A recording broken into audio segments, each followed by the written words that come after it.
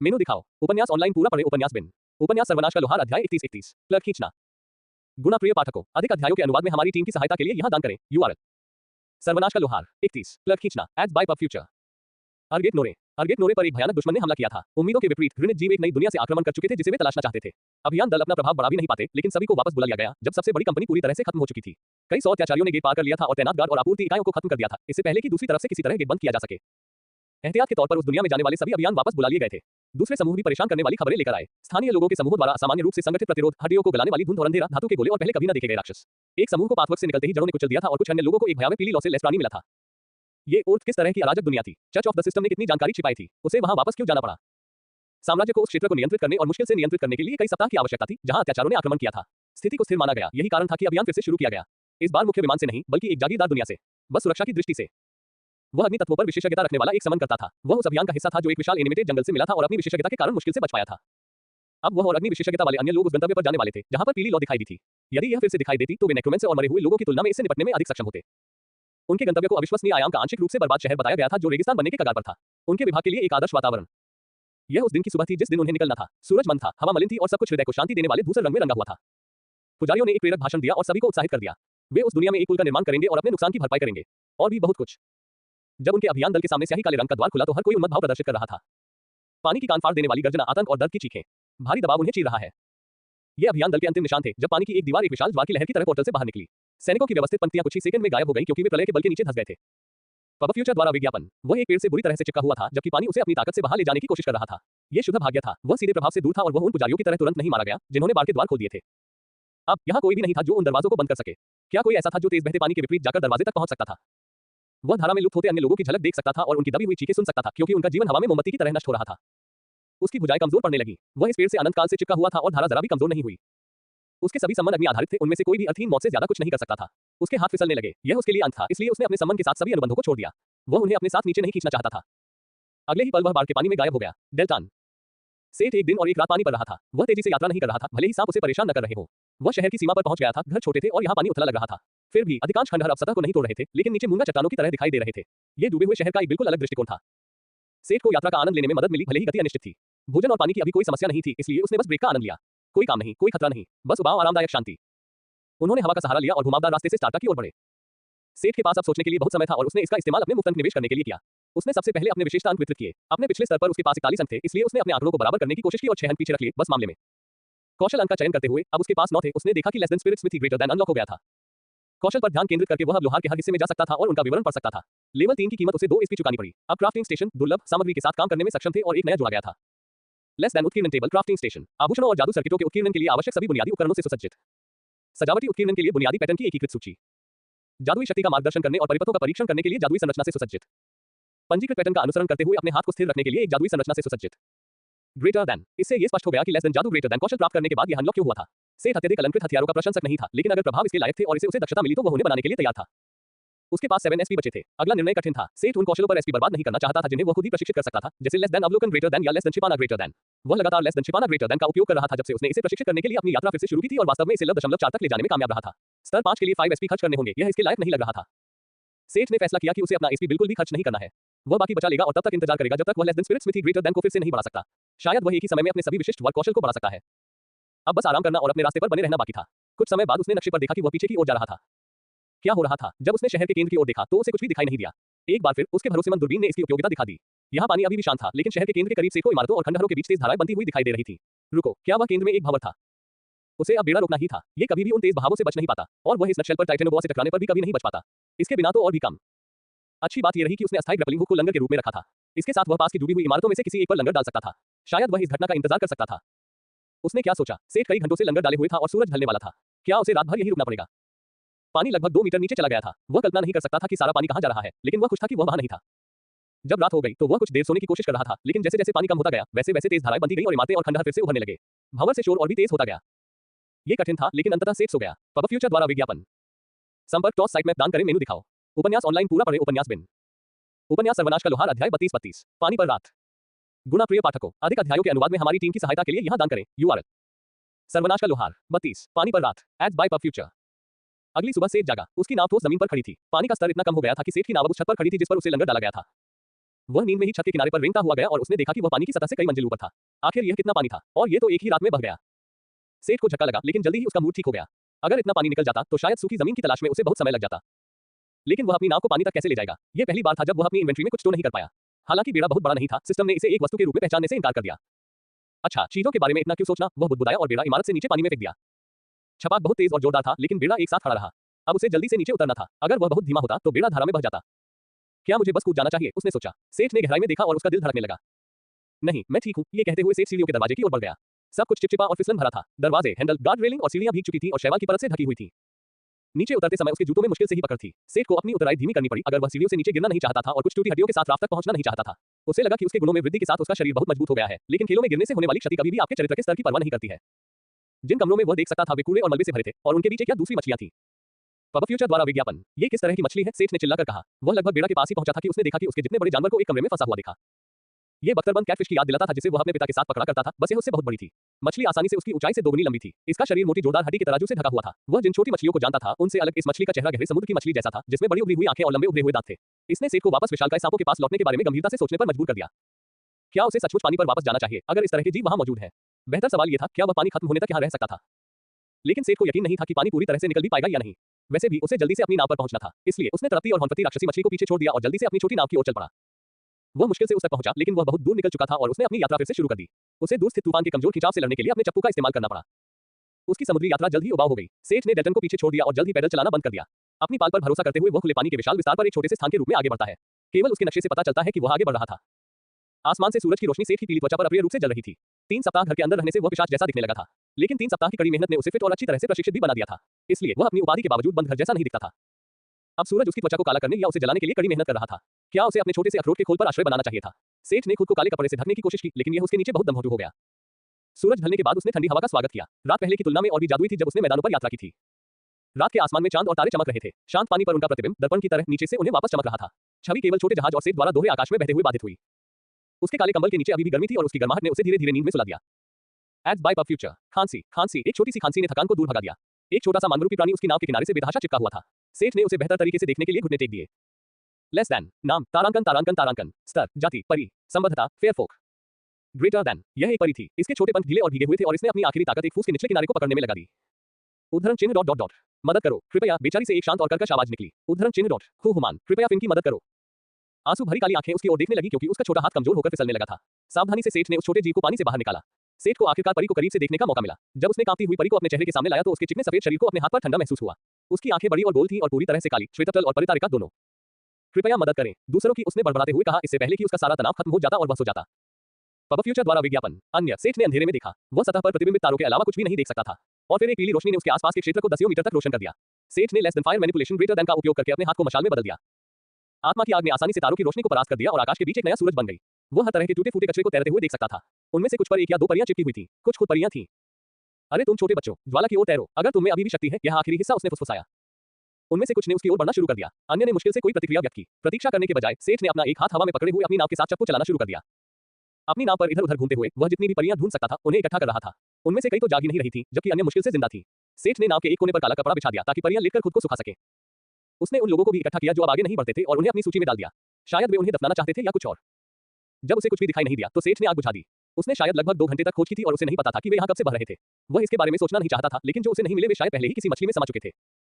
परियां काले कपड़े पर बैठी या लेटी हुई थीं, कुछ ने कोनों को ढकने और गर्मी के लिए इस्तेमाल किया। वे बात नहीं करती थीं, उनमें से ज्यादातर अब सो चुकी थीं। जो दूर थे वे दूर से घूर रहे थे। ये वास्तव में सेठ को जहाज दुर्घटना के बाद एक फिल्म के दृश्य की याद दिलाता है। सेठ का दिल डूब गया और उसे उन छोटे टूटे और कांपते हुए आकृतियों को देखकर दुख हुआ।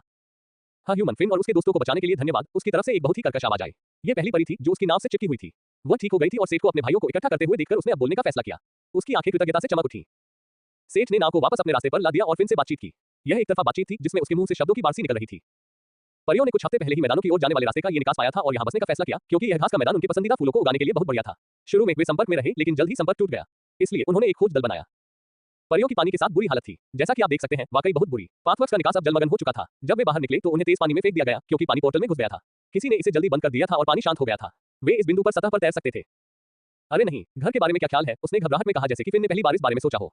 शायद यह उसके लिए पहली बार था जब उसने जीवित रहने के अलावा अन्य चीजों के बारे में सोचा। सेठ ने अपने नक्शे को देखा। हम जल्द ही स्टार्टअप पहुंच जाएंगे अगर वह अभी भी वहां है। मुझे यकीन है कि वहां का चर्च आपकी मदद कर सकता है। फिन ने नई आशा के साथ अपना छोटा सा सिर हिलाया। जब रात्रि का आकाश अधिक उज्जवल होने लगा तो वे स्टार्टअप के निकट पहुंच गए।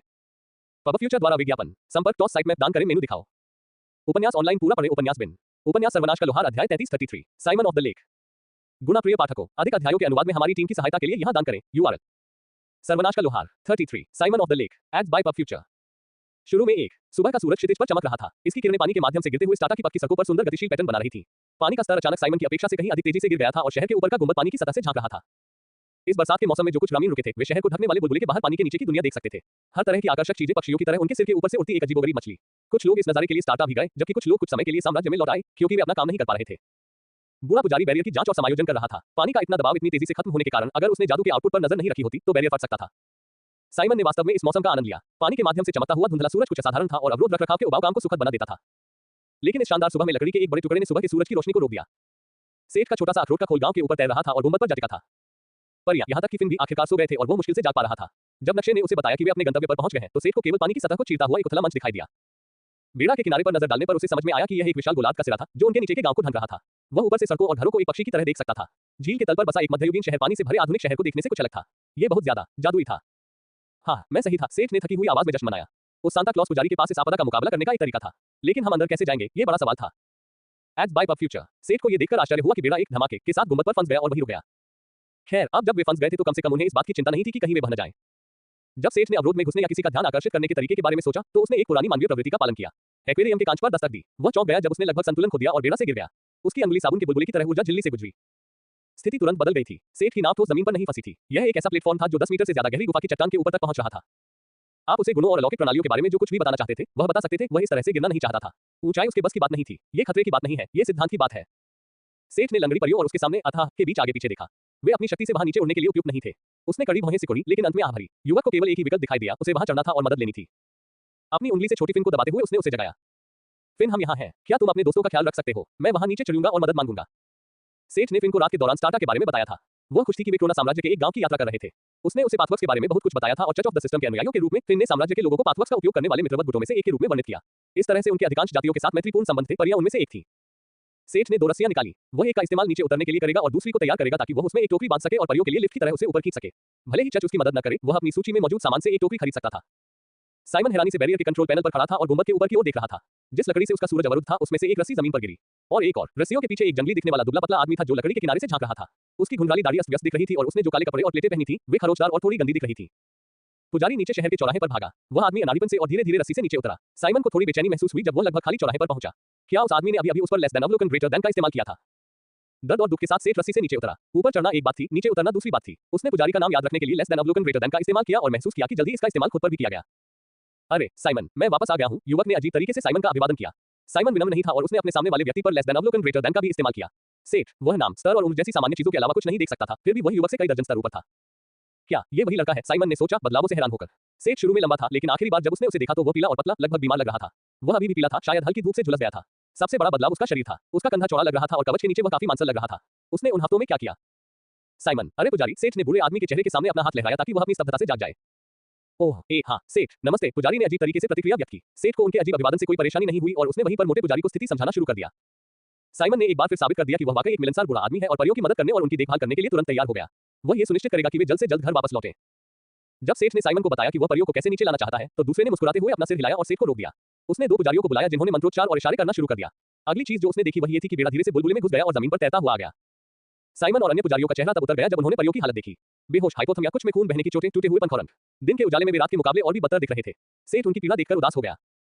सेठ के कंधे पर एक गर्म हाथ पड़ा। साइमन ने उसे एक दयालु मुस्कान दी। ऐसा लगता है कि तुमने कुछ कठिन समय बिताया है। मेरे लोग अब उसका ख्याल रखेंगे। तुम मेरे साथ चर्च क्यों नहीं आओगे? गर्म पानी से नहाने के बाद दुनिया बदल जाती है। साफ कपड़े और स्वस्थ भोजन के बारे में तुम क्या सोचते हो? उसके बाद हम बात कर सकते हैं। मेरे कार्यालय में एक अच्छी चाय और ताजा कुकीज है। Cookies ads by pub future. संपर्क टॉस साइट में दान करें मेनू दिखाओ। उपन्यास ऑनलाइन पूरा पढ़े उपन्यास बिन। उपन्यास सर्वनाश का लोहार अध्याय 34-34 विकल्प। गुना प्रिय पाठकों, अधिक अध्यायों के अनुवाद में हमारी टीम की सहायता के लिए यहां दान करें। URL सर्वनाश का लोहार 34 the choice aids by pub future. Simon सही था। इतने लंबे समय के बाद आखिरकार गर्म पानी से नहाना उसके लिए एक आनंद की बात थी। जैसे ही उसका शरीर गर्म साबुन के पानी में डूबा उसकी थकान दूर हो गई। सेठ वास्तव में सो गया, लेकिन थोड़ी देर की झपकी के बाद उसे नौकरानी की आवाज ने जगाया जो उसके लिए नए और सादे कपड़े लेकर आई थी। ये पोशाक शहर में देखी गई साम्राज्य की आम शैली से मेल खाती थी, लेकिन पहनने में बहुत आरामदायक थी। जब वह नहाकर बाहर निकला तो उसके लिए खाने से भरी एक मेज रखी थी। सूप, ब्रेड, फल, मिठाइयां, कई तरह के मांस के व्यंजन, नूडल्स, चावल और सॉस। सेठ और पुजारी ने स्वादिष्ट भोजन के दौरान बात नहीं की। इसके विपरीत, जबकि सेठ ने लंबे समय से इतनी ज्यादा दावत नहीं खाई थी और उसके पास बिना एक शब्द कहे खाने पीने की चीजें अपने पेट में भरने का कारण था, साइमन ने भी ऐसा ही किया। मोटा पुजारी भूख से मरने वाले व्यक्ति की तरह अपने अंदर खाना खा रहा था। युवा और वृद्ध पादरी ने खाने की मेज पर वर्चस्व की निर्दयी लड़ाई लड़ी, एक दूसरे की तुलना में भोजन को तेजी से नष्ट करने की कोशिश कर रहा था। इस लड़ाई का नतीजा निर्णायक रहा, क्योंकि दोनों विरोधी लगातार भोजन की आपूर्ति के कारण ढह गए, जो राक्षसी नौकरानियां मेज पर लाती थी। अपने अंतिम क्षण में वे अंततः इस एहसास के साथ एक हो गए कि वे एक दूसरे के दुश्मन नहीं थे। दोनों चर्च की अंधेरी ताकतों नौकरानियों के खिलाफ एक कठिन लड़ाई लड़ रहे थे। ये पेटू जानवर खांसी पुजारी पहले से ही काफी बुरा था। अब हमारे पास एक और व्यक्ति है जिसका पेट काला हो गया है। नौकरानियों ने अपने पीड़ितों की ओर देखते हुए शरारती ढंग से विलाप किया, जो भोजन के कारण बेहोश होकर जमीन पर गिरे हुए थे। वे लगभग एक ही समय पर जागे। दोनों ही अत्यधिक तृप्ति के दौर से उबर चुके थे और दूसरे दौर के लिए तैयार थे। तो शायद साइमन ने शरारती मुस्कान के साथ युवक से पूछा, और कुकीज? सेठ ने मान की। दोनों उठे और पादरी के कार्यालय की ओर चल दिए। दोनों बुरे आदमी की तरह बड़बड़ाते हुए डेस्क के विपरीत तरफ बैठ गए। एक बार जब उनमें से प्रत्येक ने एक कप भाप से भरी चाय पी ली और कुकीज की एक प्लेट डेस्क पर रखी गई, तो सेठ ने साइमन को अपनी कहानी सुनाई। सेठ ने स्पष्ट रूप से अपनी कक्षा के बारे में कुछ हिस्सों को छोड़ दिया, लेकिन उसने इसे एक लोहार वर्ग के रूप में वर्णित किया। ये किसी बकवास झूठ के साथ आने से आसान था। फिन के एक आलाप को सुनने के बाद उसने पुजारी और उसके चर्च पर थोड़ा और भरोसा करना शुरू कर दिया था। पिछले सप्ताह बहुत ही घटनापूर्ण रहे थे और सेठ काफी हद तक शांत हो गया था। जबकि पहली बार जब वह स्टार्ट आया था, तब वह एक भगोड़े की तरह भागा हुआ व्यक्ति था। वह अपनी स्थिति के बारे में स्पष्ट हो गया और अपनी कक्षा और खुद पर अधिक आश्वस्त हो गया।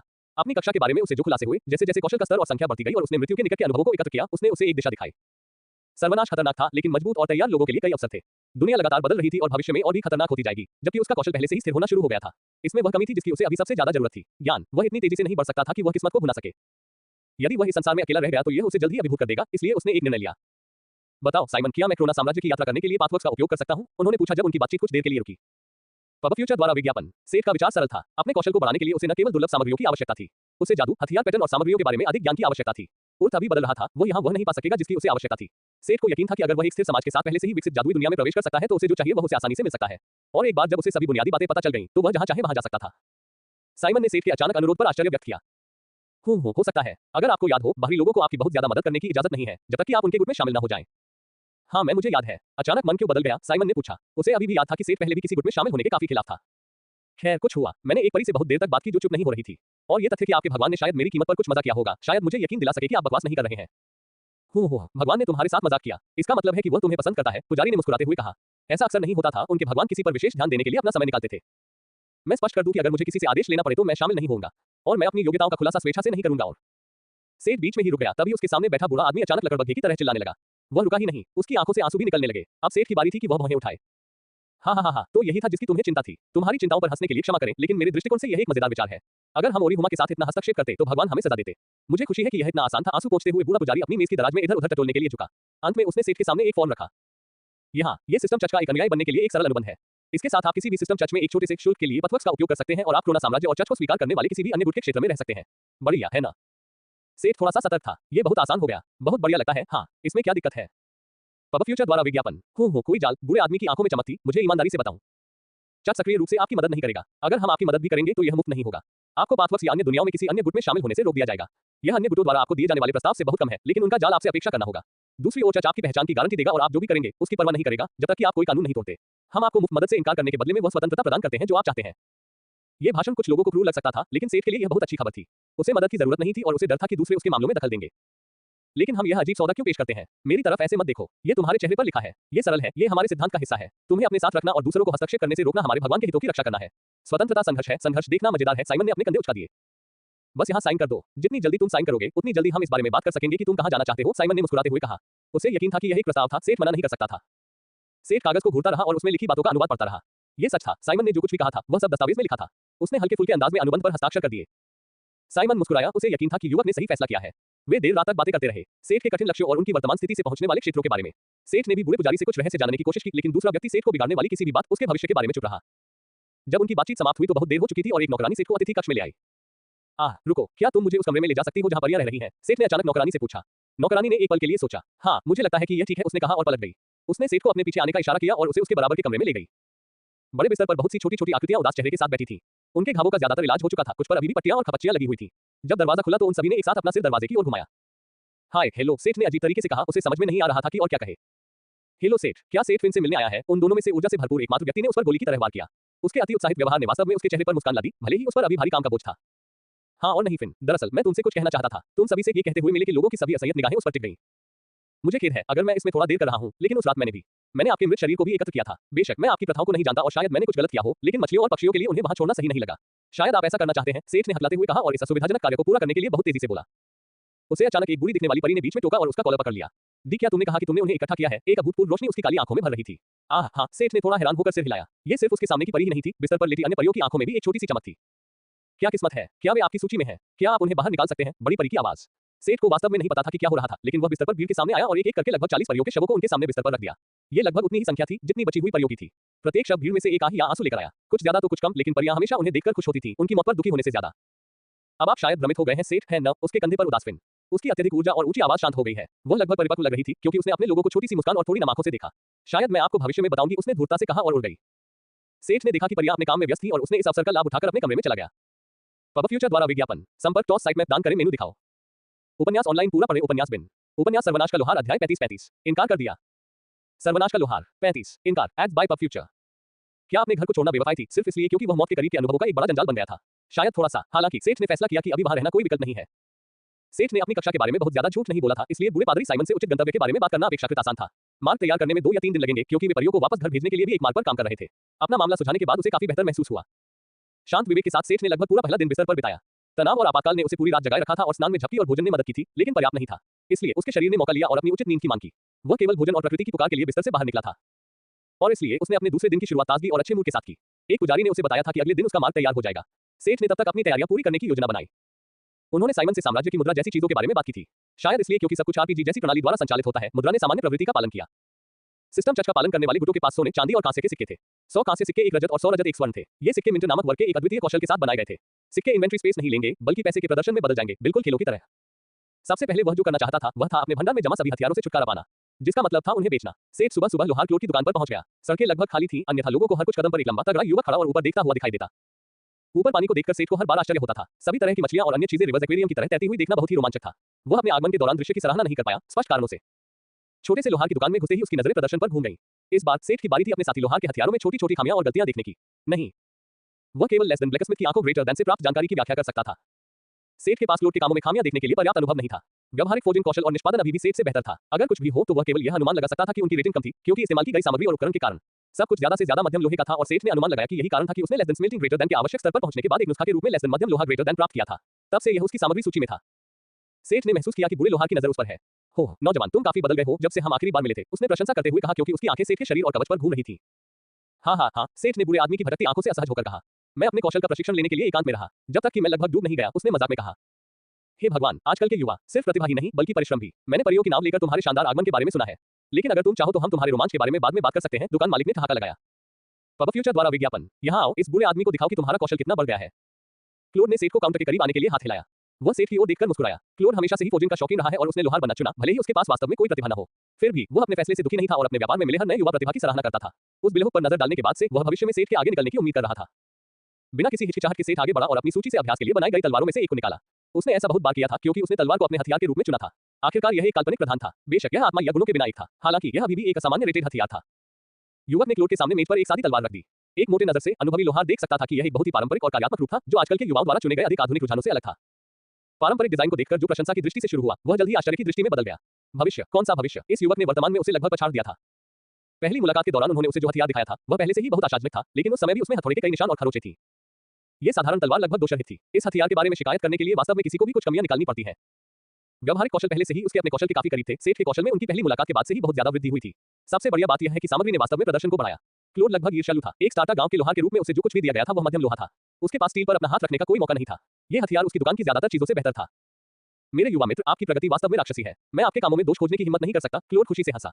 वह वास्तव में सेठ के भविष्य के लिए उत्सुक था। अगर वे दोस्त बन गए तो शायद वह वास्तव में महान कृतियां देख सकता था। वैसे भी आप शायद यहाँ सिर्फ इस बुरे आदमी की तारीफ सुनने के लिए नहीं आए हैं। मैं आपके लिए क्या कर सकता हूँ? मैं साइमन से बात कर रहा था और मैं एक आम अनुयायी के रूप में चर्च में शामिल हो गया। मैं अपने कौशल को बढ़ाने के लिए जल्द ही इस दुनिया को छोड़ दूंगा। इसलिए मैं कुछ धन इकट्ठा करने जा रहा था और मैंने जो हथियार बनाए थे उन्हें बेचना चाहता था। क्या आप उन्हें खरीदने के लिए तैयार हैं? क्लोड थोड़ा हैरान हुआ, लेकिन उसने युवक से अपना सामान दिखाने को कहा। सेठ ने अपनी सूची से हथियार काउंटर पर डालना जारी रखा। जगह बचाने के लिए उसने अलग अलग हथियार कम और एक ही तरह के ज्यादा हथियार बनाने का विकल्प चुना था ताकि वह उन्हें ढेर कर सके। उसके पास मध्यम लोहे से बने गदा, युद्ध हथौड़े और दूसरे कुंद हथियार थे। तलवारें, कुल्हाड़ियां, खंजर और दूसरे ब्लेड वाले हथियार मध्यम स्टील से बने थे। हर तरह के दसियों हथियार। बुरे आदमी को अचानक लगा कि उसके काउंटर पर आधा शस्त्रागार गिर रहा है। उसने सेठ को हैरान होकर देखा और एक अजीब भाव के साथ शर्मा गया। इतने बुरे आदमी को अलग अलग भावों से गुजरते देखना दिलचस्प था। हे सेठ, तुम देखो देखो, उसकी आंखें इधर उधर घूम गईं, ये सोचते हुए कि क्या कहना है। पब फ्यूचर द्वारा विज्ञापन। मेरी दुकान पर एक नजर डालो, उसने आह भरते हुए कहा। तुम्हारे ज्यादातर हथियार मेरे हथियारों से आसानी से बेहतर हैं और तुम्हारे पास मुझसे ज्यादा है। मैं तुम्हारे सामान नहीं खरीद सकता। मेरे पास इतना पैसा नहीं है कि मैं तुम्हें उचित कीमत दे सकूं। मुझे माफ करना सेठ, लेकिन मैं इसमें तुम्हारी मदद नहीं कर सकता। सेठ हैरान रह गया। फिर उसने जोर से अपना माथा पीट लिया। उसने ये क्यों नहीं सोचा, चाहे सिस्टम दुनिया को कितना भी खेल जैसा बना दे, लोगों के पास उसकी चीजें खरीदने के लिए असीमित पैसे नहीं होंगे। क्लोड ने युवक की प्रतिक्रिया देखी और शांत हो गया। सेठ खुद से ज्यादा शर्मिंदा लग रहा था। क्या तुमने नहीं कहा कि तुमने साइमन से बात की? क्या तुमने इसका जिक्र नहीं किया? उसने हथियारों के ढेर की ओर इशारा किया। सेठ इस सवाल से थोड़ा झेप गया। मैंने उससे कहा होगा कि मेरे पास बेचने के लिए कुछ हथियार हैं। बूढ़े लोहार को तुरंत ही यह बात समझ में आ गई। पुजारी को इस बात का अंदाजा नहीं था कि यह मामला इतना बड़ा है और सेठ ने राज खोलने से परहेज किया। वह मुस्कुराकर आंखें भरता रहा। सेठ, इस गांव का संचालन इतना छोटा है कि इस गुणवत्ता के इतने सारे हथियार नहीं खरीदे जा सकते। आपको इस बारे में साइमन से बात करनी होगी। उन्होंने बताया कि साम्राज्य में भी कोई दुकान इतनी संख्या में हथियार नहीं खरीदती। केवल कोई कुलीन या सेना ही थोक में हथियार खरीदती। सेठ के लिए ऐसा कनेक्शन पाना मुश्किल होगा, लेकिन क्लोड ने उसे बताया कि सिस्टम चर्च इस मामले में मध्यस्थ की भूमिका निभा सकता है, क्योंकि वे मुख्य रूप से अंतरआयामी व्यापार में शामिल थे। इससे ये स्पष्ट हो गया कि चर्च में इतने सारे क्लर्क और काउंटर क्यों होते हैं। तो इस तरह से उन्होंने अपना पैसा कमाया। सेठ ने बड़बड़ाया। क्लोड केवल उसके हथियारों का मूल्यांकन कर सकता था ताकि वह सही कीमत मान सके। ओह हाँ, क्या आप मुझे बता सकते हैं कि इसकी कीमत क्या है? सेठ ने उल्लेख किया और क्रेडिट कार्ड के आकार का इलेक्ट्रम का एक पिन निकाला। सेठ ने इसे इलेक्ट्रम इसलिए कहा क्योंकि यह अच्छा लग रहा था। उसने इन्वेंट्री स्पेस बचाने के लिए जो चांदी और सोने की छड़ें बनाई थी, उन्हें मिलाया था। यह स्मेल्टिंग मेनू में कोई नुस्खा नहीं था। सेठ ने पाया था कि वह भट्टी की लौ पर नियंत्रण पाने के लिए less than fire manipulation greater than का उपयोग कर सकता है। इसमें बहुत अधिक ऊर्जा लगती थी, लेकिन अगर मिश्र धातु शुद्ध धातुओं जितनी मूल्यवान नहीं थी, तो वह उन्हें फिर से विभाजित कर सकता था। यह फ्री क्रिएशन के समान ही था, यह केवल अतिरिक्त अनुभव नहीं देता था। यह पहली बार था जब उसने पाया कि सिस्टम थोड़ा अपर्याप्त था। वह भट्टी मेनू के साथ एक मिश्र धातु को विभाजित नहीं कर सकता था। वह सोना या चांदी में से कोई भी चुन सकता था, लेकिन अगर आपके पास एक धातु मिश्र धातु है और अंतिम उत्पाद के रूप में घटकों में से एक को चुना जाता है, तो लेस देन गलन ग्रेटर देन अन्य सभी घटकों को अशुद्धियों के रूप में पंजीकृत करेगा और उन्हें जला देगा। एक सोने की पट्टी। क्लोड ने सोने की सिल्लियां पकड़ी और एक कोने में रख दी। तुम्हें ये कहां से मिला? उसने हैरान होकर पूछा। ओह, तुम्हें पता है, यहाँ वहां। सेठ ने एक अनिर्णित उत्तर दिया। हम ठीक है, मुझे शुद्धता की जांच करने दो। उसने जारी रखा और अपने काउंटर के पीछे इधर-उधर टटोला। उसके हाथ में एक उपकरण दिखाई दिया जो बिना डिस्प्ले के एक डिजिटल लेटर स्केल जैसा दिख रहा था। यह लगभग एक हथेली के आकार का था और इस पर एक रूनिक मैजिक सकल अंकित था। उत्सुकता से सेठ ये देखने के लिए करीब झुका कि क्लोड क्या कर रहा था। उसने सोने की पट्टी को स्केल के बीच में रखा और फिर डिवाइस के कोनों को छुआ। सकल जल उठा, धातु चमकने लगी और अगली चीज डिवाइस के ऊपर एक विंडो पॉपअप हुई। ये सिस्टम विंडो के समान थी। ये बार में तत्वों और उनके अनुपात को दर्शाता था। बार में 789 भाग सोना और 211 भाग चांदी थी। क्लोड ने खिड़की को देखकर आह भरी। ये शर्म की बात है। मुझे खेद है सेठ, लेकिन ये सोना बहुत शुद्ध नहीं लगता। सेठ ने बूढ़े लोहार को हैरान होकर देखा। तुम्हारा क्या मतलब है? ये लगभग 80% सोना है। क्या ये काफी अच्छा नहीं है? क्लोड ने अपना सिर हिलाया। बेशक, मैंने ये नहीं कहा कि यह बेकार है, लेकिन कोई फर्क नहीं पड़ता कि इसे कौन खरीदेगा। वह चांदी के हिस्सों के लिए भुगतान नहीं करेगा। आपको इस तरह के मिश्र धातुओं को विभाजित करने के लिए कम से कम पेशेवर स्तर के लेस देन गलाने ग्रेटर देन वाले किसी व्यक्ति को खोजने की आवश्यकता है, और ऐसे किसी व्यक्ति के काम की कीमत चांदी की कीमत से भी अधिक होगी। आप देखते हैं, ये चांदी के लिए शर्म की बात है। सेठ का जबड़ा जमीन पर गिर गया। तो ये सिर्फ लोहार कौशल नहीं था। लेस देन गलाना ग्रेटर देन रैंक अप के बाद लेस देन आग फिर ग्रेटर देन बन गया। चूंकि वह इसके साथ मिश्र धातुओं को विभाजित कर सकता था, हालांकि मुश्किल से, वह एक बार फिर लगभग एक पूरी रैंक ऊपर चढ़ गया था। और चूंकि यह क्षमता गलाने के लिए अत्यधिक मात्रा में सामग्री की आवश्यकता के बिना बढ़ी, इसलिए उसने इसे इस स्तर तक बहुत सस्ते में प्राप्त किया। पब फ्यूचर द्वारा विज्ञापन। संपर्क टॉस साइट में दान करें।